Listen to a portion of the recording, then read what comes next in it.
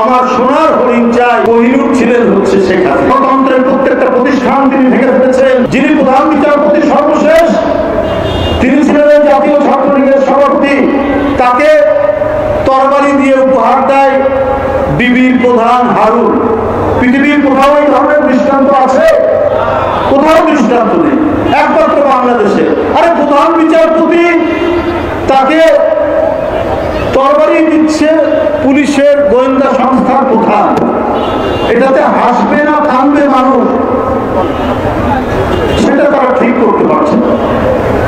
জনগণ এটা স্থির করতে পারছে না, কি করবে?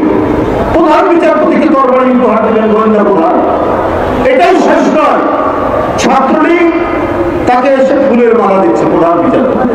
তার মানে কি? এইটার মধ্যে দিয়ে শেখ হাসিনা বার্তা দিচ্ছেন জনগণকে, সব আমার, হাইকোর্ট আমার, সুপ্রিম কোর্ট আমার, জজ কোর্ট আমার, বিচারপতি আমার, পুলিশ আমার, ডিসি আমার, সব আমার। এখানে যদি কেউ গণতন্ত্রের পক্ষে কথা বলে, কেউ যদি শেখ হাসিনার বিরুদ্ধে কথা বলে, তার জায়গা হবে আয়না ঘরে, তার জায়গা হবে চিরদিনের জন্য কারাগারে। অতএব তোমরা থেমে যাও, অতএব কেউ টুর শব্দ করবে না। এইটাই হচ্ছে বাকশাল দূর, এটাই তৈরি করেছেন শেখ হাসিনা।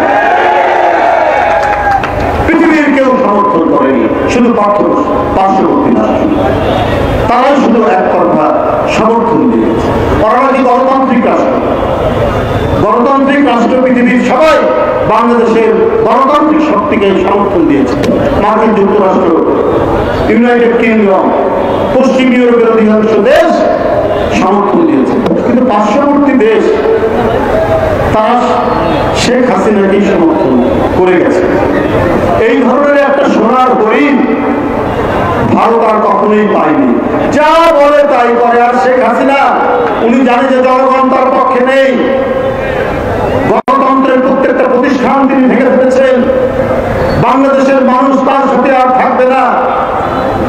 তো সুতরাং ভাই, তোরা যে যা বলিস ভাই, আমার সোনার হরিণ চাই। তোরা যে যা বলিস ভাই, আমার সোনার ভারত চাই। এইটাই ছিল শেখ হাসিনার নীতি। আর ভারতও মনে করেছে, আপনারা পৃথিবীর সবচেয়ে নাম করা কোহিনূরের নাম শুনেছেন না? কি বলেন তো?